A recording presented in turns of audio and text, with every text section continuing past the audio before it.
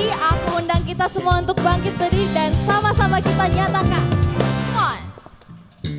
Masuk gerbangnya bersyukur dengan penuh pujian, bersuka di hadiratnya, nyanyi besarkan agung namanya, puja tiuplah sangkakala, musik dan tarian, semua makhluk di bumi di surga dengan senap hati naikkan pujian, sebab Tuhan baik, sebab Tuhan baik, sebab Tuhan baik, anugerahnya kekal selamanya, sebab Tuhan baik, sebab Tuhan baik, amin, sebab Tuhan baik, anugerahnya kekal selamanya. Mari sama-sama dengan lebih lagi kita nyatakan. Come on. Yesus Kristus Allah Tuhanku, pencipta segalanya, datang sujud di hadapannya, angkat tanganmu, naikkan pujian, pujinya tiuplah sangkakala, musik dan tarian, semua makhluk di bumi di surga dengan senap hati naikkan pujian, sebab Tuhan baik. Angkat jempolnya ke atas, kita sama-sama nyatakan karena Dialah yang terbaik. Sebab Tuhan baik, anugerahnya kekal selamanya. Sebab Tuhan baik, sebab Tuhan baik, amin. Sebab Tuhan baik, anugerahnya kekal selamanya. Mari sama-sama kita bertepuk tangan di atas kepala. Hanya kita berikan sorak-sorai kepada Tuhan Yesus saja, karena Dialah yang terbaik, satu-satunya yang paling baik.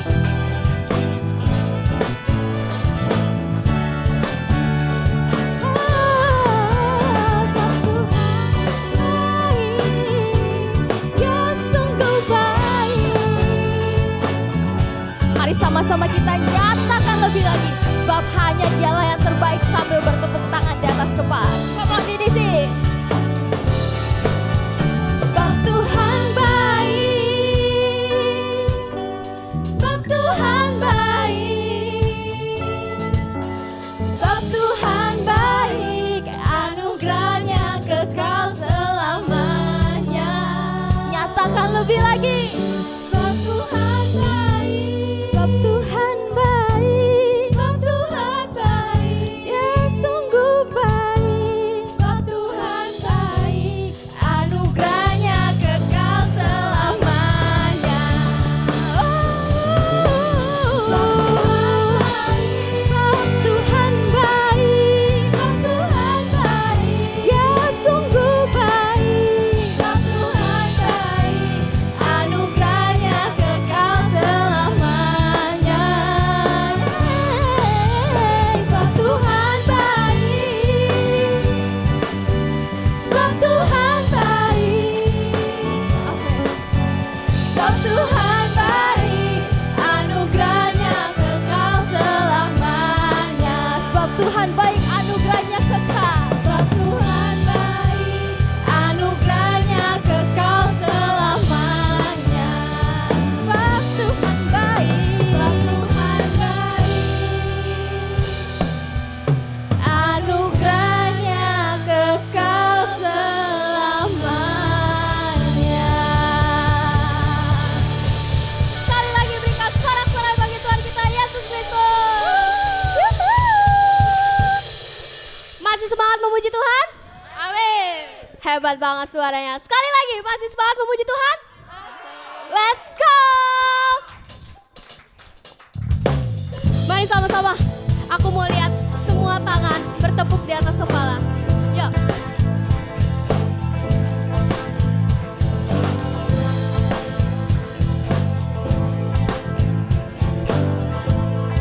Mari sama-sama kita nyatakan.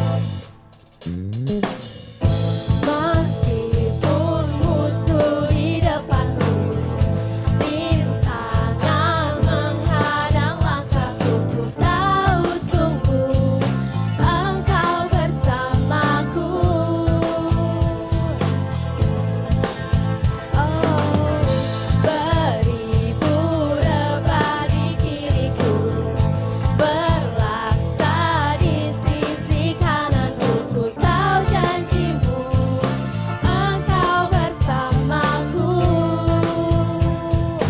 Takkan pernah goyah iman kami Tuhan, takkan pernah goyah keyakinanku pada dirimu, Yesus Tuhanku. Tiada yang seperti dirimu, Kaulah kuatku, kebanggaanku, gunung batu dan keselamatanku, kuat tanganmu, perlindunganku, Kaulah Allah sumber kemenanganku.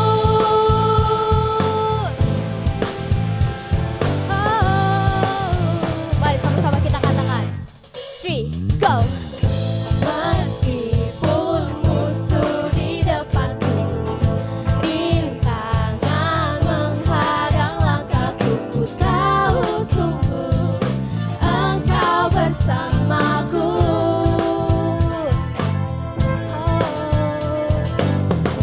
Beribu rebah di kiriku, berlaksa di sisi kananku, ku tahu janjimu, Engkau bersamaku.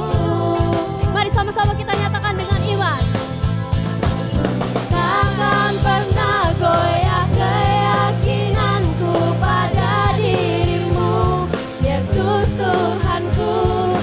Tiada yang seperti dirimu, Kaulah kuatku, kebanggaanku, gunung batu dan keselamatanku, tanganmu, perlindunganku, Kaulah Allah sumber kemenangan, Kaulah kuatku, kebanggaanku, gunung batu dan keselamatanku, kuat tanganmu, perlindunganku, Kaulah Allah sumber kemenanganku.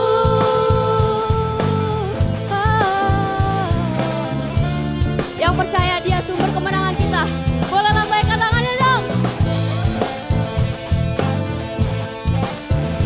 Mari sama-sama kita katakan dengan iman, takkan pernah goyah Tuhan. Takkan pernah goyah keyakinanku pada dirimu, Yesus Tuhanku. Tiada yang seperti dirimu, Kaulah kuatku, kebanggaanku, gunung batu dan keselamatanku, kuat tanganmu, perlindunganku, Kaulah Allah sumber kemenangan, Kaulah kuatku, kebanggaanku, gunung batu dan keselamatanku, kuat dan perlindungan, percayaanku, sumber kemenanganku, sumber kemenanganku, sumber kemenangan, Kaulah kuatku. Berikan sorak-sorai bagi Tuhan kita, sebab Dialah. Aku mau tanya dulu, hari ini kalian bersuka cita gak? Amin. Bersuka cita gak? Amin. Amin. Hari ini Tuhan Yesus bikin kalian ketawa gak nih? Pagi-pagi ketawa, scroll-scroll TikTok ketawa. Itu Tuhan Yesus bikin kayak gitu nggak di hidup kalian pagi ini aja? Ada nggak? Ada dong. Jadi yang kita ketahui itu berkat itu bukan cuman dapat yang baru, uang, tapi melainkan tertawa. Sudah siap memuji Tuhan dengan tertawa? Amin. Amin. Sebelumnya aku punya gerakan dulu nih. Nanti kalau misalnya aku suruh joget ke kiri, ke kanan, nanti kita tinggal gulung-gulung tangan. Kiri, kanan, kiri, kanan. Bisa semua? Bisa. Kita coba dulu ya. 1, 2, 3. Kiri, kanan, kiri, kanan, kiri, kanan. Oke, bisa semua ya Tuhan? Ya, siap memuji Tuhan lebih lagi? Siap. Let's go.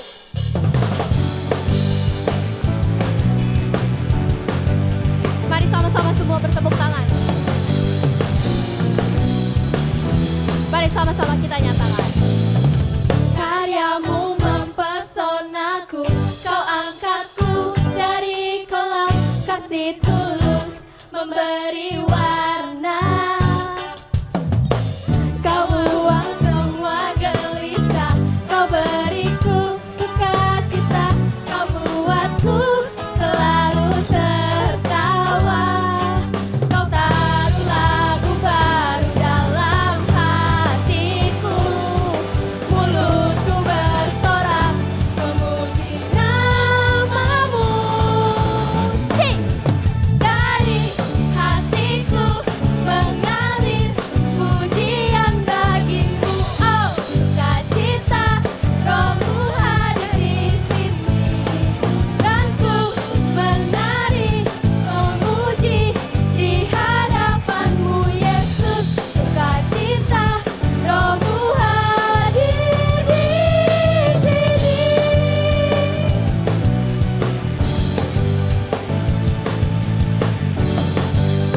Mari sama-sama kita lebih lagi memuji Tuhan.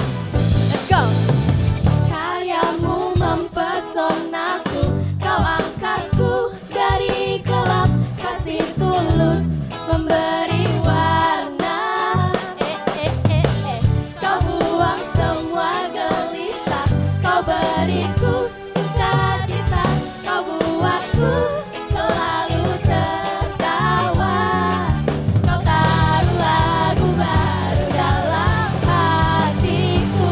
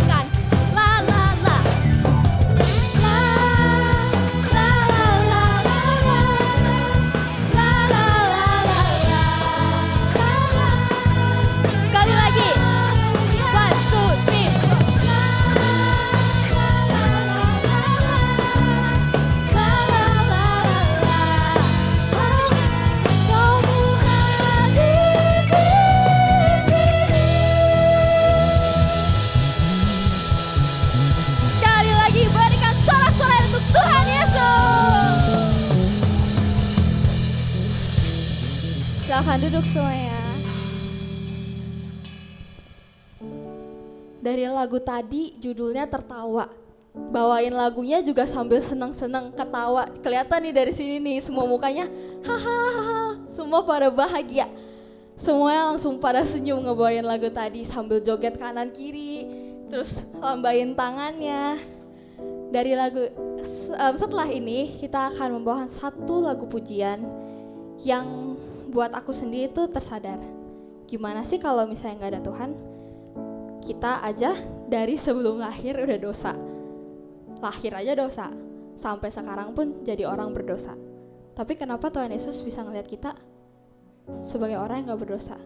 Tuhan itu secinta itu sama kita, ngasih cintanya, kasihnya, sampai rela mati menebus kita dengan darahnya. Lagu setelah ini benar-benar bisa jadi reminder untuk kita semua. Kalau kita hidup di dunia ini tuh bukan karena kita yang hidup, tapi karena ada Tuhan dan Tuhan yang hidup di dalam kita. Dan Dia tidak pernah sekalipun memandang kita sebagai orang hina, tapi justru Dia malah melihat kita sebagai orang yang paling disayang. Siapa yang setuju kalau diri kita sendiri ada orang yang paling disayang Tuhan? Lambain dong tangannya. Yes, amin. Maka dari itu mari sama-sama kita naikkan pujian ini dengan sungguh-sungguh.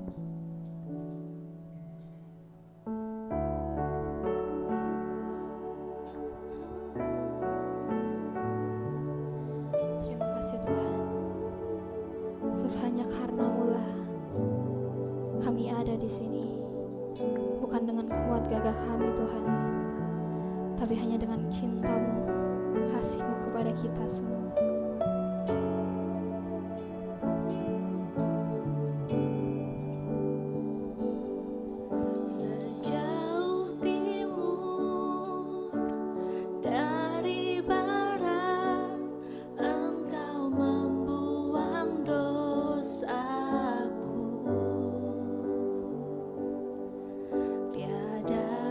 Kau ingat lagi kesal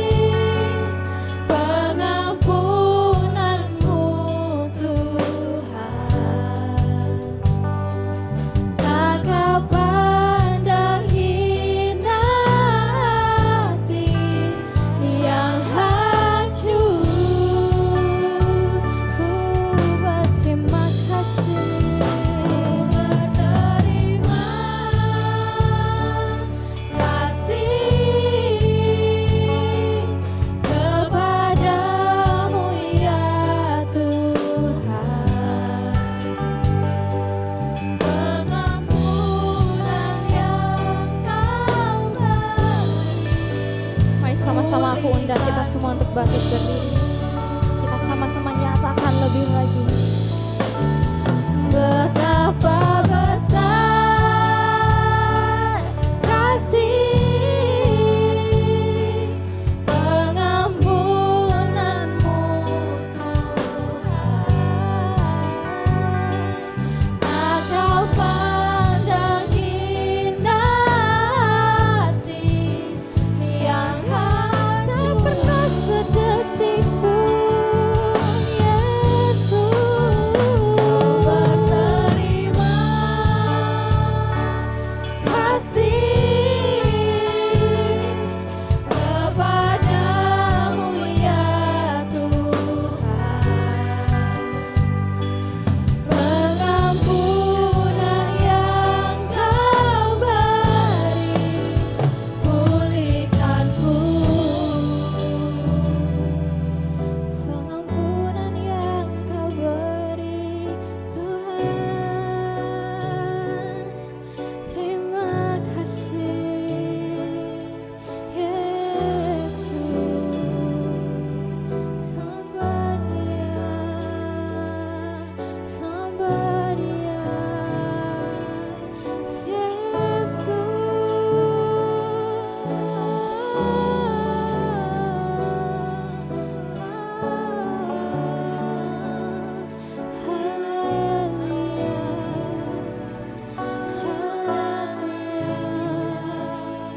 Terima kasih Tuhan buat cintamu,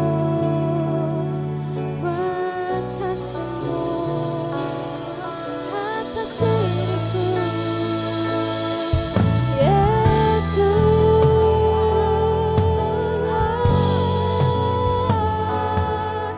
Terima kasih, thank you Lord.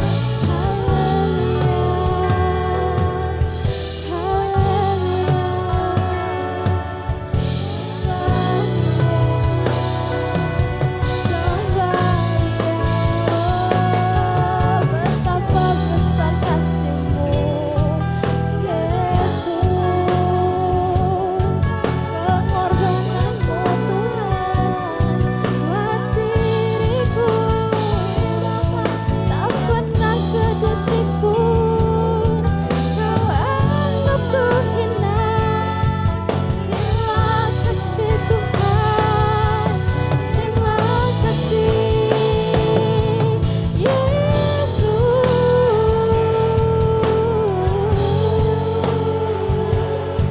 Kau sungguh mulia, Kau yang terbaik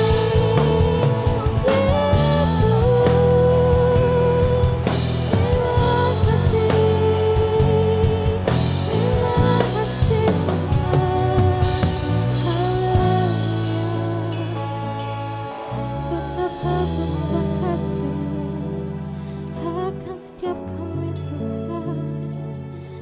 Tak pernah sedetik pun Kau anggapku hina. Terima kasih Tuhan, Kau sungguh baik, kasih-Mu sungguh besar. Terima kasih Tuhan. Betapa besar kasih pengampunanmu Tuhan. Tak pernah Kau pandang kami hina. Hati kami berdosa, hati kami hancur, tapi tak pernah sedetik pun Kau pandang kami hina. Kami berterima kasih Tuhan atas pengampunan-Mu, atas cinta-Mu untuk diri kami. Thank you Lord. Mari sama-sama kita nyatakan lebih lagi betapa besarnya kasih Tuhan dalam diri kita hidup masing-masing. Betapa besar kasih-Mu Tuhan, kasih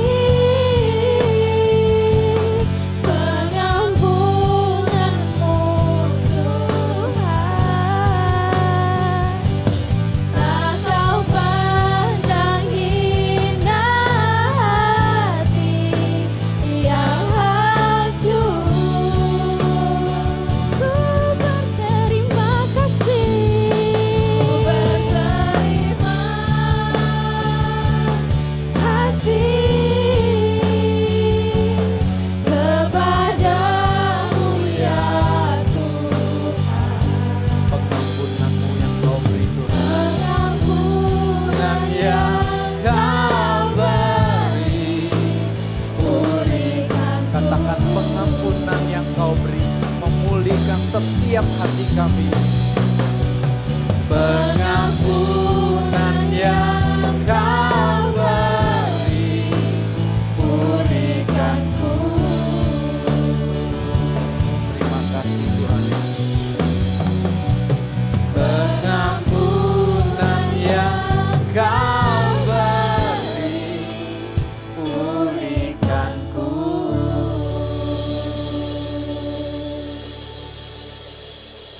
Pengampunanmu satu kali cukup bagi kami. Kami tinggal meresponi, menyambut Engkau di dalam hati kami masing-masing.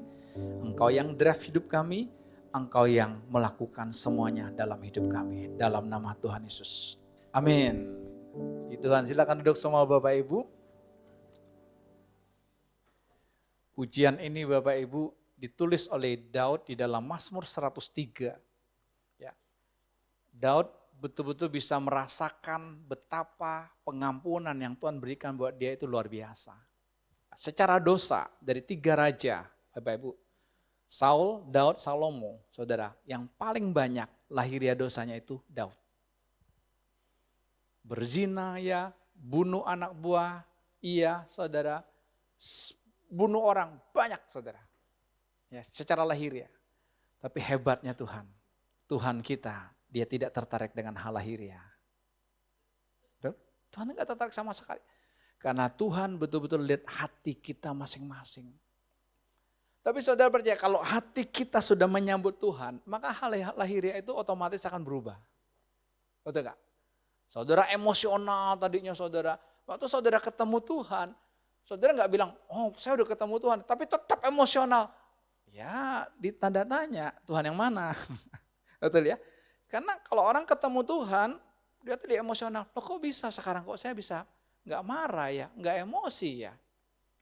Kalau sedikit-sedikit tadinya marah itu. Kenapa? Terjadi perubahan dari dalam.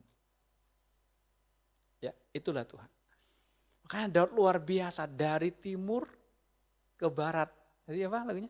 Sejauh timur dari barat. Apa tadi? Kau membuang dosaku. Saudara, itu satu istilah yang sangat luar biasa karena timur sama barat gak ketemu kan? Ya, janjinya ketemu di mana orang Jakarta Timur sama Jakarta Barat? Hah? Ketemunya di pusat ya? Ketemunya di pusat Pak. Orang Jatinegara mau ketemu sama orang Jelambar, ketemunya di mana? Gunung Sahari, pusat. Itu mengartikan tidak akan pernah ketemu. Barat sama timur itu. Itulah Tuhan kita. Tapi coba kalau kita manusia. Sebagai suami, istri salah sedikit kita ungkitin terus. Nanti minggu depan ribut kita ungkitin lagi. Itu kita lah manusia. Tapi Tuhan enggak.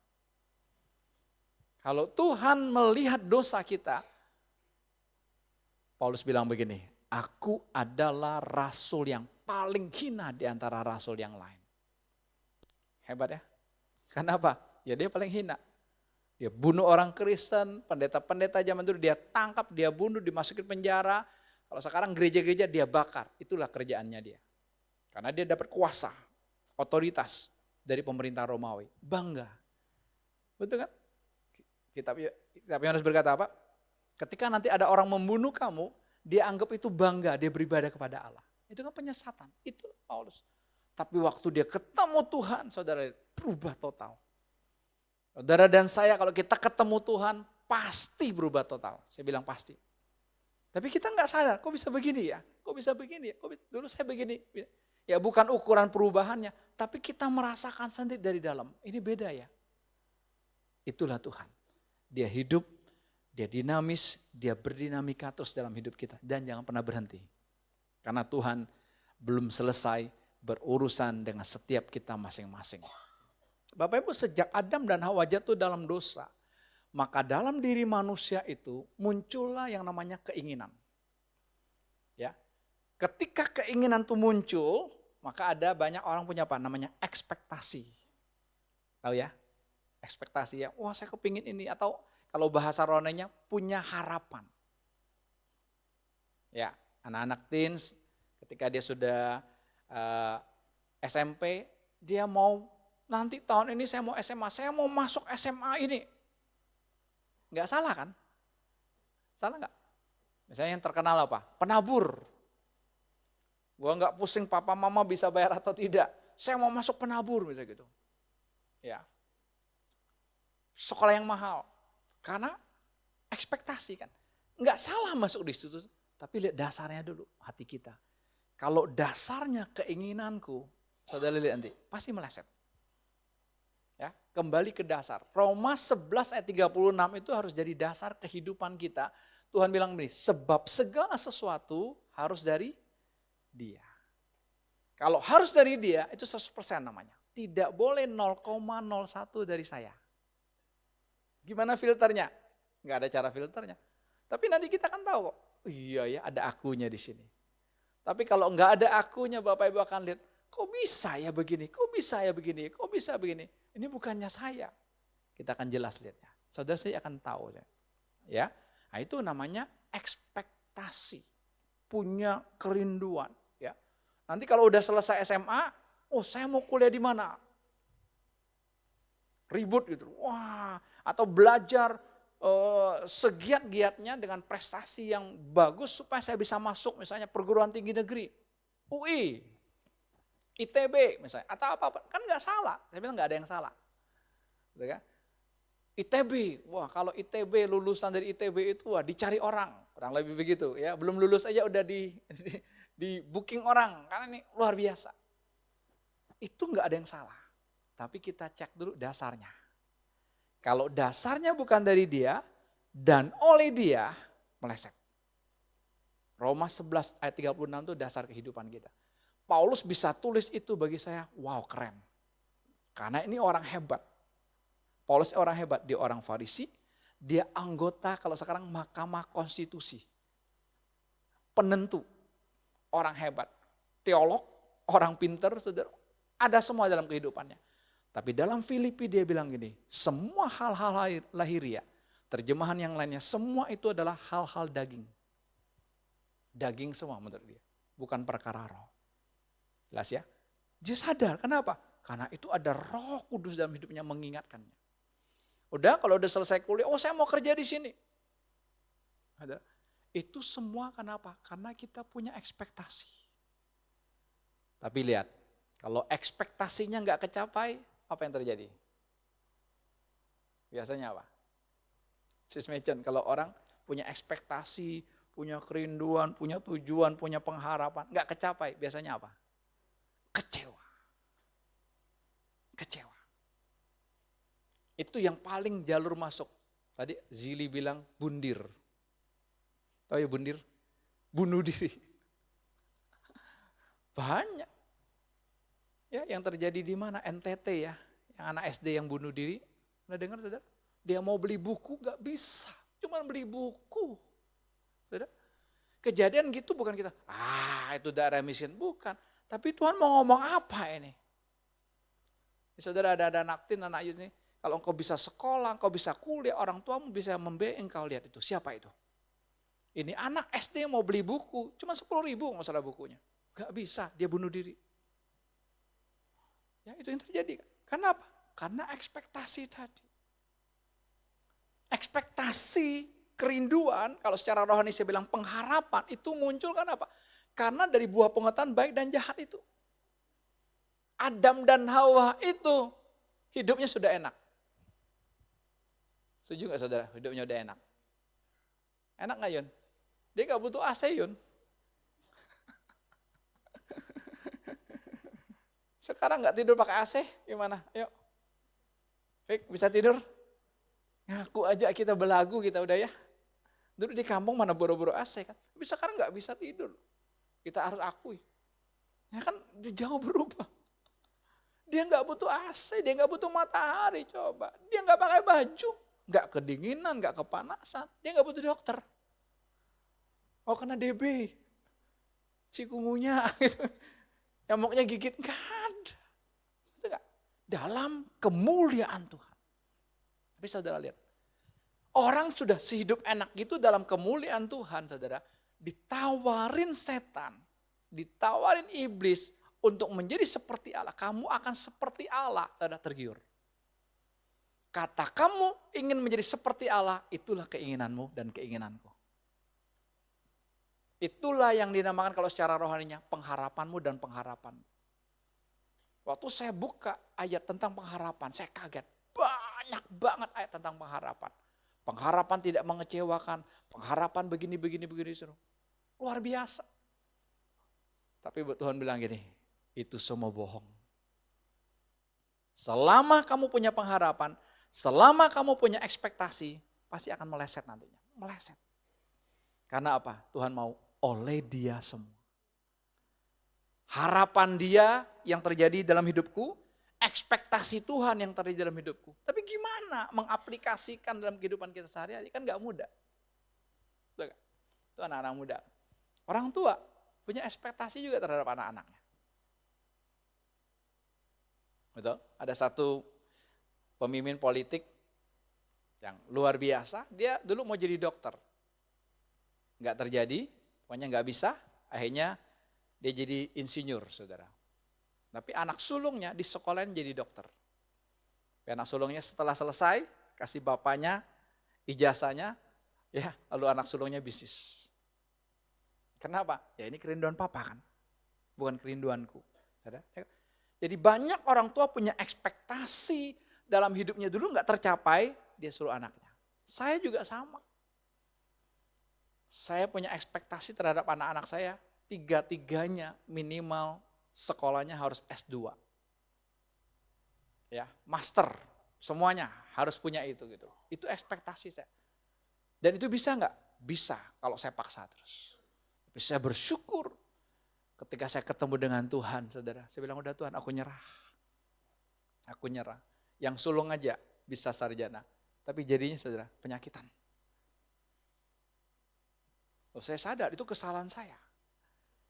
Ekspektasi saya untuk apa? Kamu mesti gini, kamu mesti begini.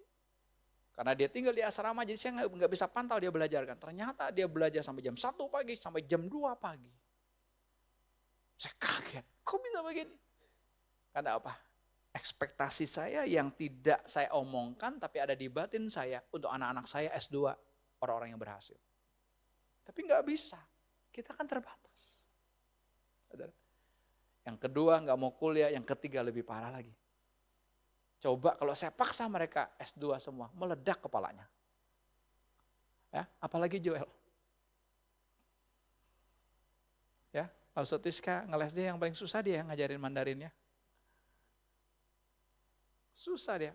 Wopu cetau terus. Coba kamu mesti. Ngeri kan? Itulah ekspektasi kita. Itulah kerinduan kita. Ya itu. Anak harus gini. Gak bisa Bapak Ibu, gak bisa, percayalah.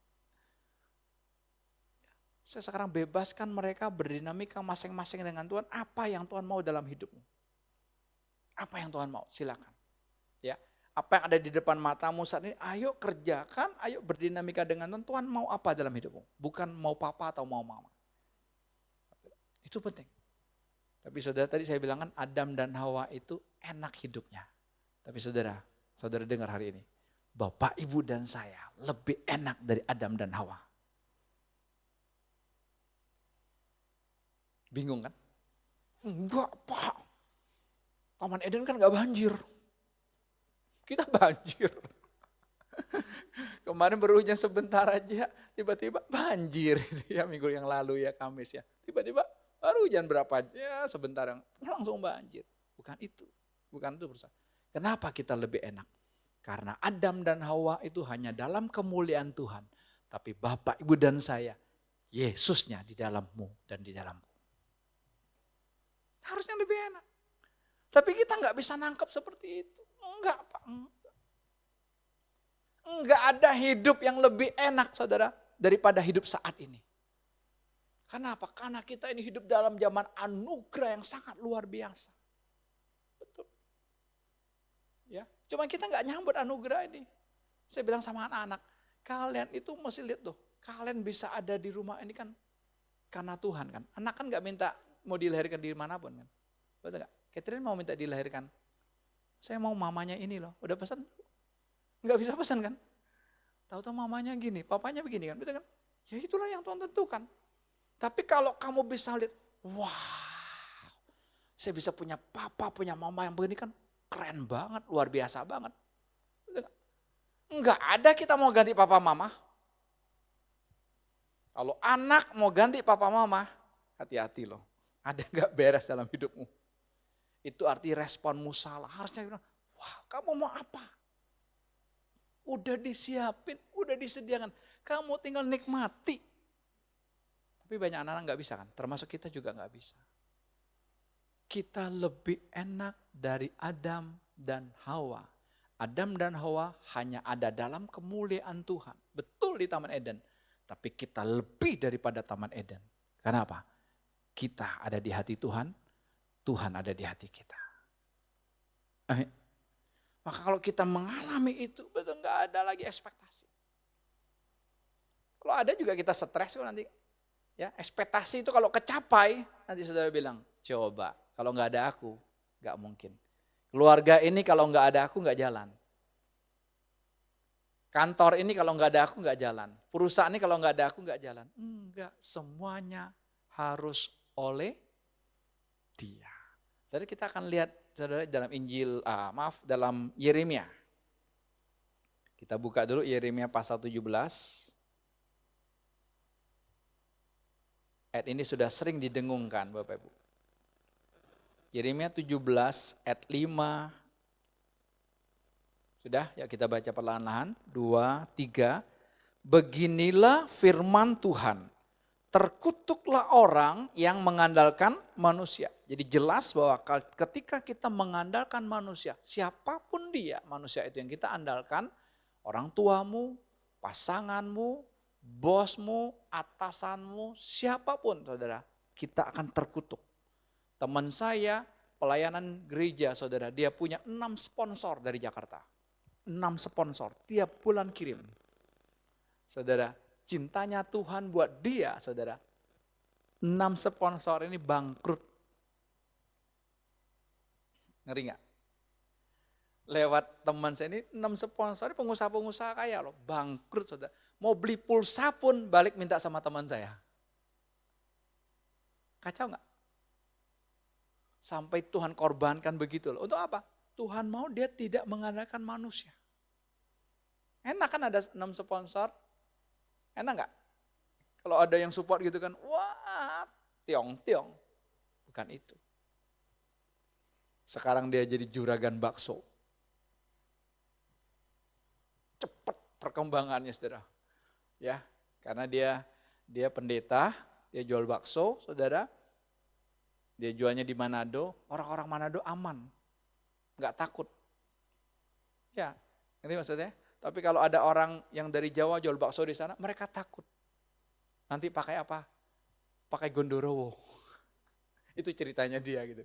Jadi ramai dia laku. Banyak yang pesan itu. Saudara.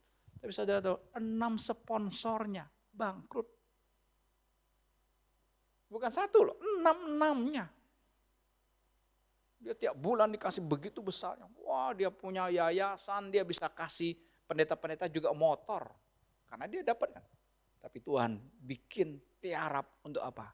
Dia tidak mengandalkan manusia lagi. Ya, yang mengandalkan kekuatannya sendiri. Kita ini cenderung ya nggak sadar kita tuh mau hidup terus. Saya ngomong gini, saya juga sama nih. Kepingin akunya itu loh. Kalau akunya ini terlibat kayaknya wah enak ya. Tapi kalau akunya diam, disuruh rest, kita enggak. Tuhan padahal suruh kita rest kan. Rest itu kan sabat. Istirahat apa? Batinnya. Kerja mah tetap aja, luarnya tetap, tapi di sini tenang, enak. Jadi ketika kita kerja, kok nggak capek ya? Capek fisik sebentar istirahat, balik lagi. Tapi kalau aku, saudara, capek itu di jiwa, di batin. Aduh, tidur kayaknya nggak balik-balik ya, karena ada aku yang terlibat. Lalu apa? Yang hatinya menjauh daripada Tuhan.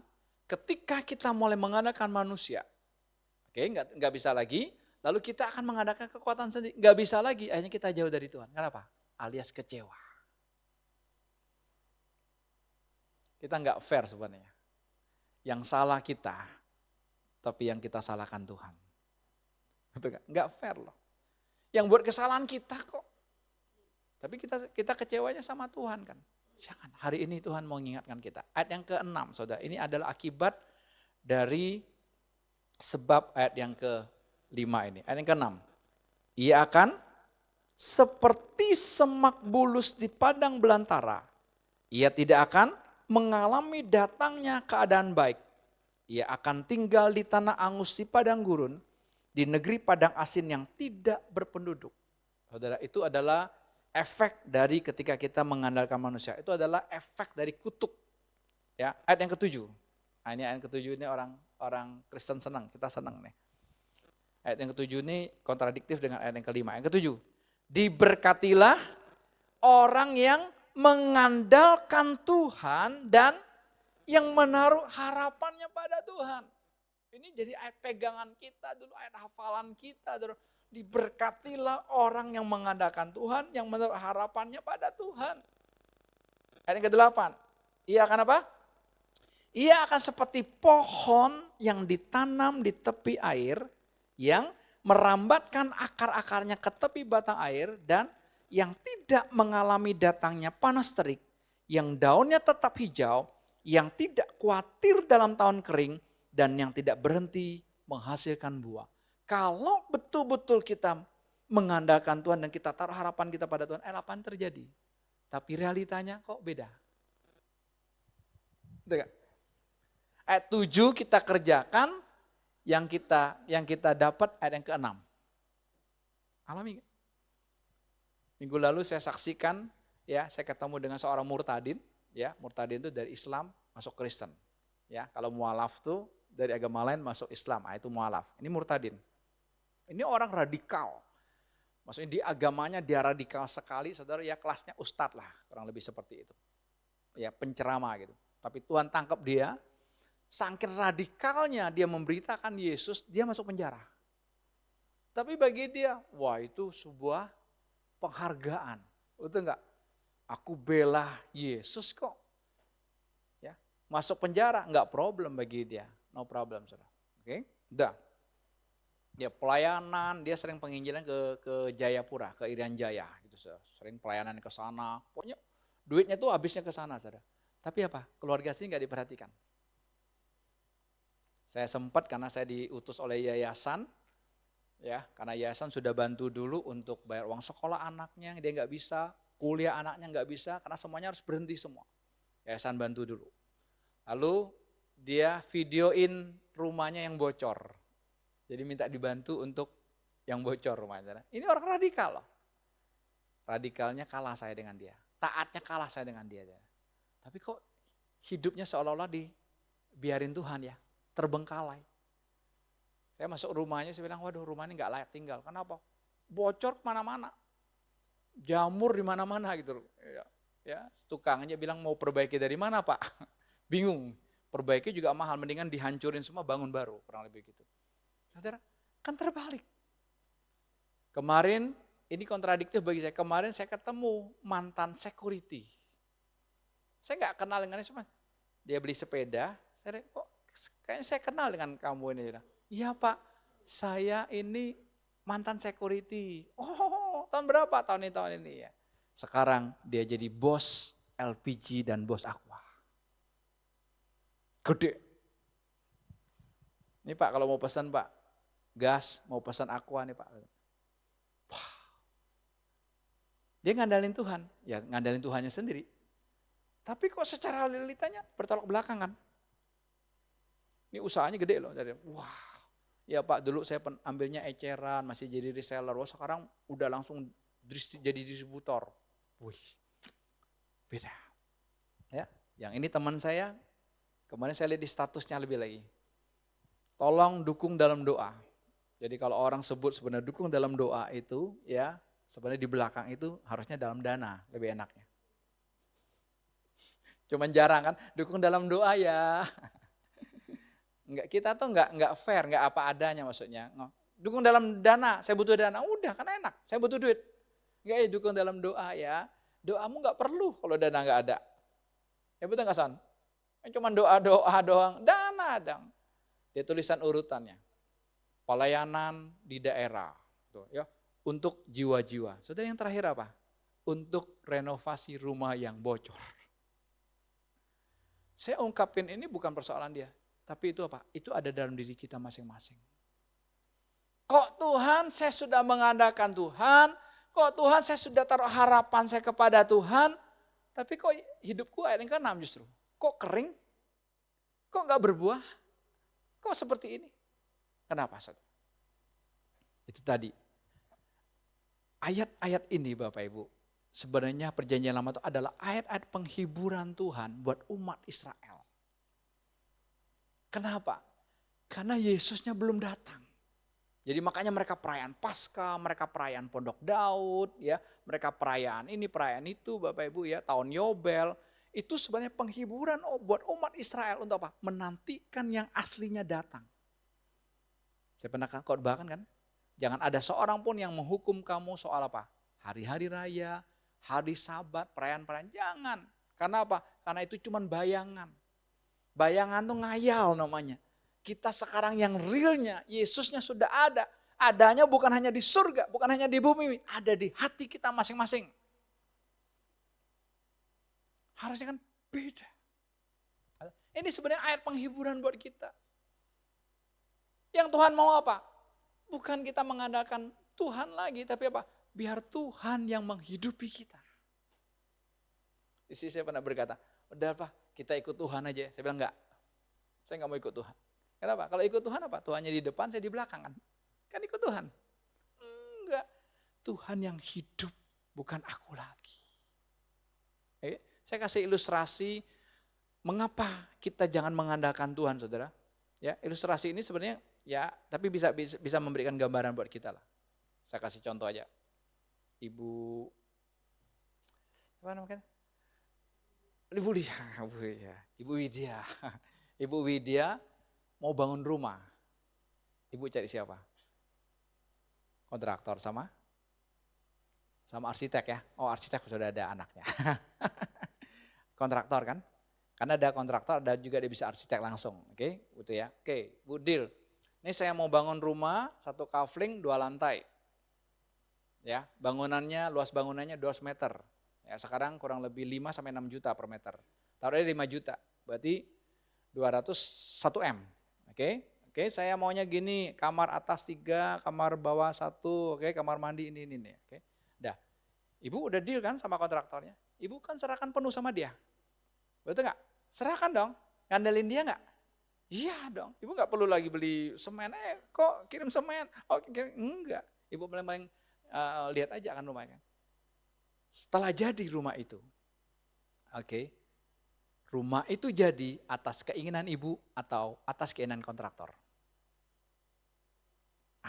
Bisa nangkap? Itu melesetnya kita. Jadi kalau orang berkata, aku mengandalkan Tuhan, pertanyaannya, itu dari Tuhan atau dari kamu? Keinginan kamu. Dengan ilustrasi bangun rumah ini, keinginanku kan. Tapi kan aku udah serahkan kepada kontraktornya. Aku sudah serahkan kepada Tuhan, kalau kita secara rohaninya. Tapi apa? Keinginanku yang tercapai. Itu yang membuat kita meleset. Karena masih ada akunya. Kan Roma 11 ayat 36 oleh dia. Saya ngomong begini bukan dulu. Kenapa? Masih ada akunya. Muncul. Kepingin. Ekspektasi masih ada. Berapa hari yang lalu ada yang beli sepeda lalu dia suruh antar. Ya. Saya habis drop yang online, oke, si Jeko bilang, udah antar Pak, nih. Jauh nggak? Ya nggak terlalu jauh lah, dekat Aeroland. Tahu Aeroland? Dulu si Puri Lestari. Sekarang namanya Aeroland. Dekat nih. Perumahan apa? Disebut kemarin perumahan Green Pajang. Kalian pernah dengar Green Pajang? Saya juga baru dengar ya. Saya pikir perumahan. Keren kan? Ya udah, nggak usah pakai box lah. Pakai mobil apa aja kan, satu sepeda udah dirakit semua gitu. Udah, saya ikutin map kan. Ikutin map diarahkan ke pos 1. Nggak bisa masuk sebelum perimeter itu kan ada belokan tuh kan. Kecil kan, biasanya angkot yang muter. Waduh, nggak bisa, saya telepon pemiliknya. Pak, gimana nih Kak? Waduh, nggak bisa lewat pos 1 nggak bisa. Bapak masuk hotel Permata Bandara. Saya ikutin kan, saya masuk, nyasar ke Gudang Nusa. Saya telepon lagi kan, loh gimana gak bisa ini? Satpamnya bilang gak bisa Pak, mentok ini gudang Pak. Udah bayar parkir, keluar. Bapak keluar aja deh. Bapak mau kemana? Itu mau ke Green Pajang, perumahan Green Pajang. Saya kan image-nya Green Pajang, perumahan. Berarti kan mobil enak namanya perumahan kan. Saya telepon lagi, ini suaminya yang angkat. Bapak salah itu. Bapak masih terus.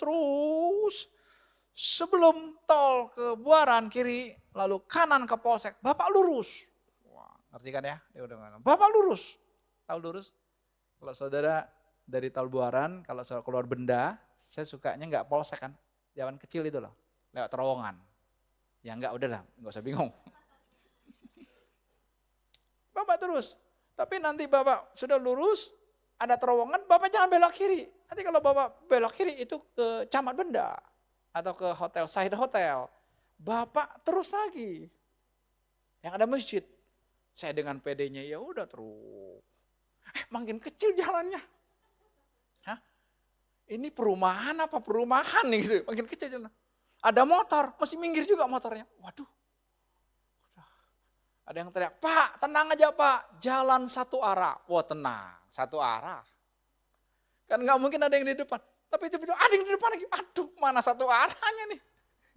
Jadi sama-sama minggir, sama-sama buka kaca, betul-betul di sini kan temboknya tol. Dia pinggir tol persis itu.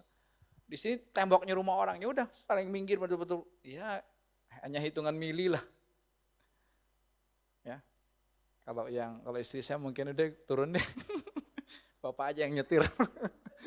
Ya enggak, kalau udah ketemu gitu, udah Bapak aja yang nyetir, gue turun nih. Kan nggak bisa kita kan terus. Udah tembus ketemu letter T begini, ya saya tambah bingung. Gimana kecil mau belok aja susah loh. Ada abang, udah parkir situ aja Pak. Di lapangan bola. Lapangan bola mana? Lapangan bola Bulak Kambing. Pernah dengar Bulak Kambing? Wil pernah dengar gak? Belum pernah dengar, kita tengahnya Bulak Teko. Ini ada, ini tahun nih. Bosnya ini nih.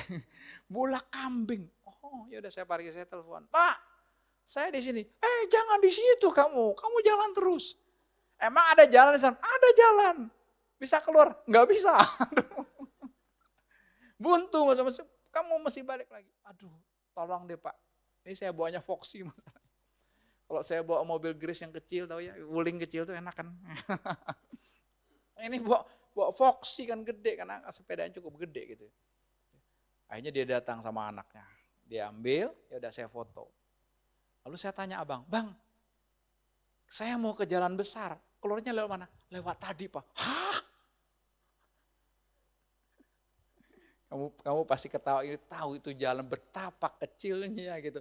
Kalau udah ketemu dua mobil, bingung beloknya kemana. Karena itu ada tikungan. Nggak tahu ya jalan itu ya.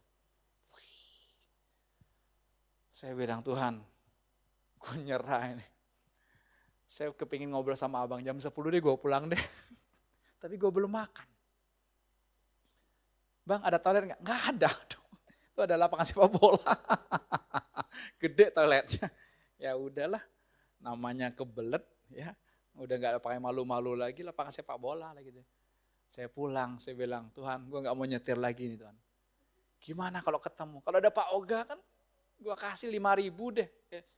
Ini kan mereka bisa pakai HT kan, di sini masuk situ enggak? Udah saya waktu keluar, saudara saya pakai dim terus, kan udah maghrib kan. Dim, ada motor satu udah minggir. Motor masih aman, yang penting gak ada mobil. Itu bisa lewat itu jalan itu, tikungan itu. Baru jalan agak besar ketemu mobilnya, betul-betul minggir lagi. Terakhir ketemu sebelum terowongan masjid, dia yang mundur.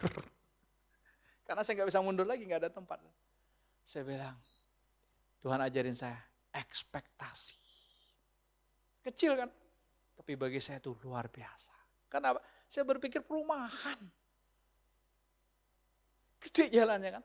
Ya udah saya tinggal antar aja kan. Saya sampai bilang Jack, ini ongkirnya berapa? Free Pak. Waduh, 1 juta aja Papa nggak mau loh. Kenapa? Pulang mobil garet. Servisnya berapa juta. Saudara, yang saya maksud kenapa? Karena apa? Saya masih punya ekspektasi. Saya pikir, udahlah perumahan kok gampang kok. Saya nggak tahu tuh tempat. Sampai mereka pulang, ya tahu gitu naik motor, ya kalau tahu gitu. Kita kan nggak bisa ngomong gitu lagi kalau udah terjadi kan. Kita nggak bisa, karena kita belum tahu tempat itu. Tapi itu kenapa? Karena ada ekspektasi.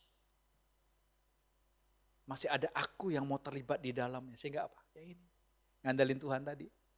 Kan sesuai keinginanku. Ya kan? Arsitek kan cuma gambar-gambar aja. Betul gak gitu? Kamu kan gak, om saya maunya gini. Loh, rumah lu apa rumah gua? Kan enggak. Harusnya gini. Ya, kecuali di Sol dulu tuh arsiteknya mau belajar, Pak saya mau penghijauan. Sangin penghijauannya kaca semua. ya gitu. Dan jelas ya. Jadi kita tuh mesti betul-betul lepaskan kita. Satu ayat ini Bapak Ibu yang bikin saya jeger. 1 Korintus 15. 1 Korintus 15 ayat 19. Ya kita baca perlahan-lahan. Jikalau kita hanya dalam hidup ini saja menaruh pengharapan pada siapa? Kristus. Ini bukan pada manusia, bukan pada bos, pada Kristus. Maka kita adalah orang-orang yang paling malang dari segala manusia. Waktu saya dapat ayat ini, waduh Tuhan. Apa salahnya aku berharap pada Kristus? Dia kan Tuhanku. Dia kan kekasihku. Tuhan ngomong apa? Kalau kamu masih berharap sama aku, berarti aku belum di dalam kamu. Pleng. Terus. Saya berharap, anak muda berharap dapat pacar, karena dia belum punya pacar. Kalau udah punya pacar masih berharap gak? Kalau berharap tuh namanya selingkuh. Ya dong, pacar kedua, pacar ketiga gitu, itu selingkuh dong. Kita udah menikah nggak berharap lagi kan? Oh saya berharap dapat istri, saya berharap dapat suami. Kita juga nggak usah ngomong. Saya nggak pernah ngomong sama Ruth, saya percaya kamu istri saya. Perlu nggak saya ngomong gitu? Kalau saya ngomong gitu kira-kira gimana, Neng? Nyari ribut. Main bacok-bacokan nih. Nyari ribut. Masa saya masih tanya? Kan enggak. Karena sudah mendapatkan. Ketika kita sadar. Sebenarnya bukan kita mendapatkan Yesus. Yesus mendapatkan kita.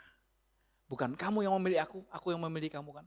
Kalau Yesus mendapatkan kita, masih perlu enggak kita berharap? Karena pengharapan itu dasarnya keinginan. Ekspektasi itu dasarnya keinginan kita. Kalau keinginan kita Bapak Ibu lihat, mungkin berhasil nantinya. Tapi ingat, kamu akan kejebak. Akan meleset. Tidak ketemu dengan sang cinta. Karena sang cinta pribadi Yesus, dia mau semuanya oleh dia. Tidak ada oleh aku, sedikit pun dia gak mau. Tangan-tangan kita yang melakukannya. Pikiran-pikiran kita yang berpikir untuk melakukannya gimana caranya. Kaki-kaki kita yang melangkah, betul. Tapi harus oleh dia yang dalam diri kita melakukannya. Sehingga apa? Enak. Kita gak akan kecewa kok. Kita gak akan kecewa, betul. Kita kecewa karena apa? Karena ekspektasi tadi, keinginan tadi. Ya, saya lihat banyak anak remaja, mau masuk sekolah ini gak bisa. Dapat sekolah B, saya bilang nikmati. Kita itu nanti kalau udah endingnya, baru iya ya. Tapi waktu kejadian, terima gak? Enggak kan. Waktu saya alami jalan gitu, aduh. Kayaknya rasa aduh, jam 10 aja deh baru keluar deh, kayaknya sepi.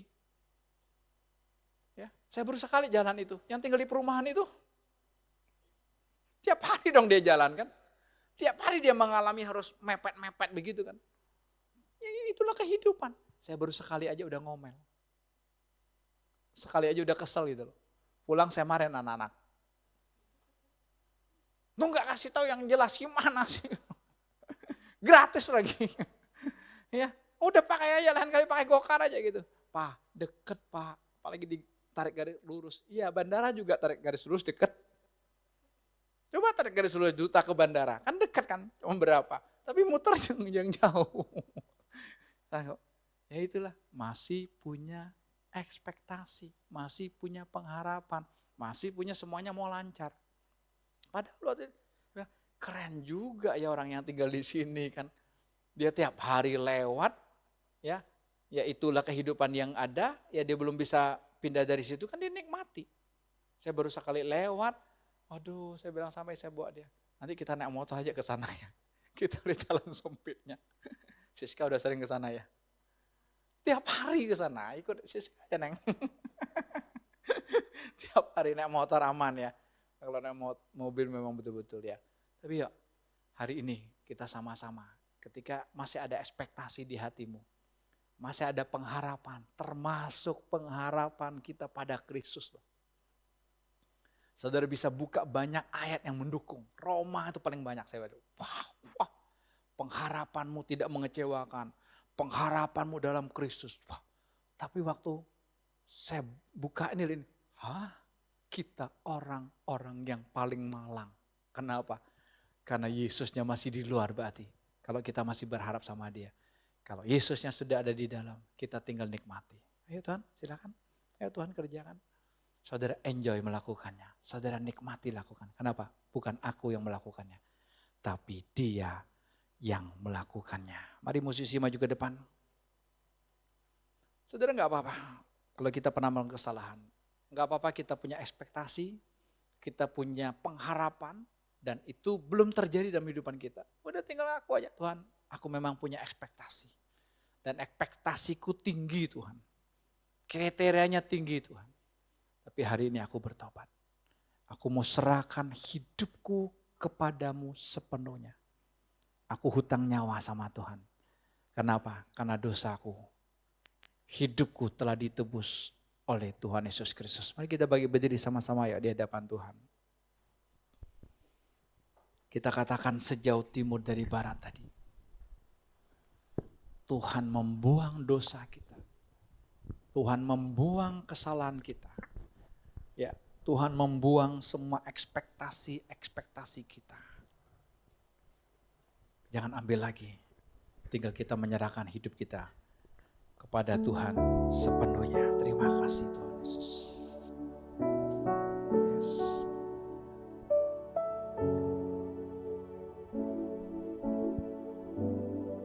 Terima kasih Tuhan.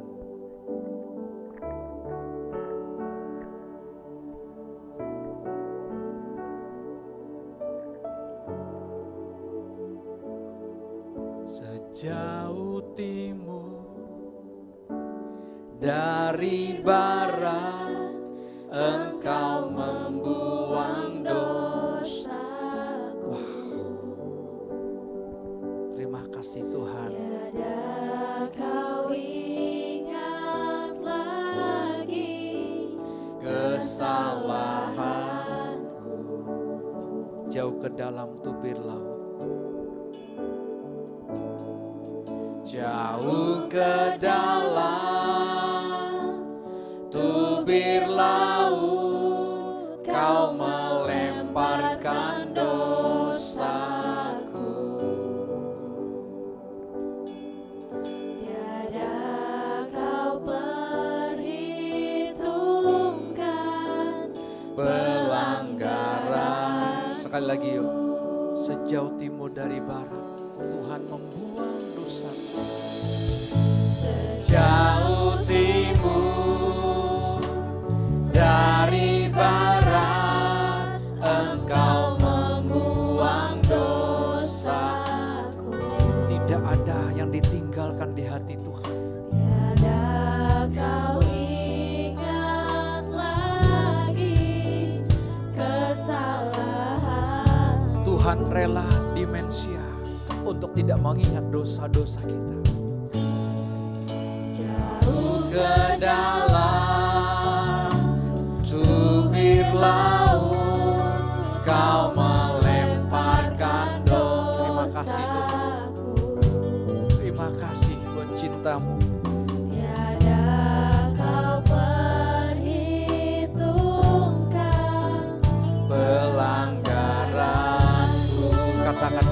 besar. Betapa besar kasih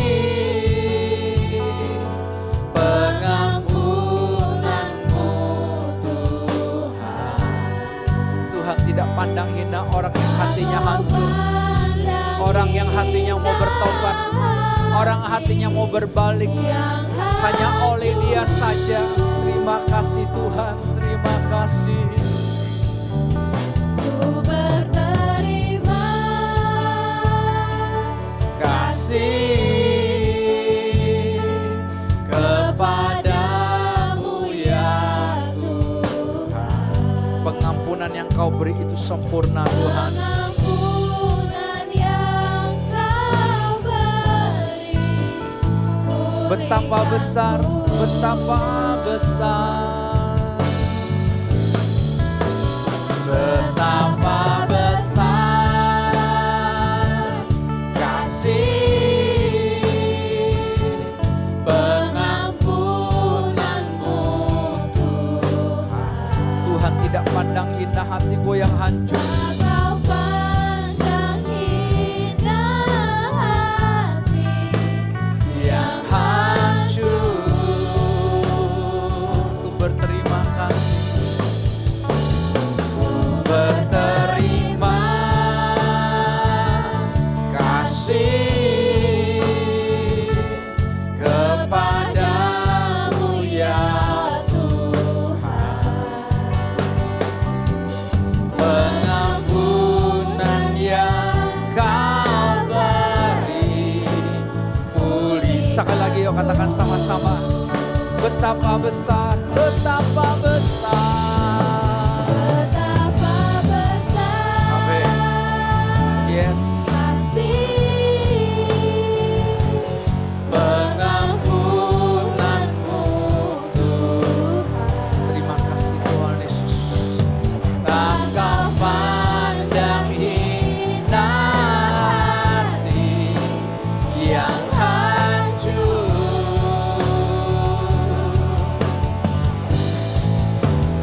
Ku berterima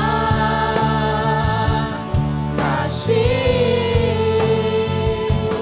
kepadamu ya Tuhan. Pengampunan yang Kau beri Tuhan. pengampunan yang Kau beri pulihkanku Pengampunan yang Kau beri. Amin. Pengampunan yang Kau beri pulihkanku. Pengampunan yang Kau beri Tuhan. Pengampunan yang Kau beri pulihkanku. Kami menyambut darah-Mu yang sudah menebus hidup kami, yang sudah mengampuni semua ekspektasi, pengharapan kami yang muncul dari keinginan daging kami, ego kami. Hari ini kami menyambut darah-Mu, semuanya dibersihkan, disucikan, dan tidak ada sisa lagi.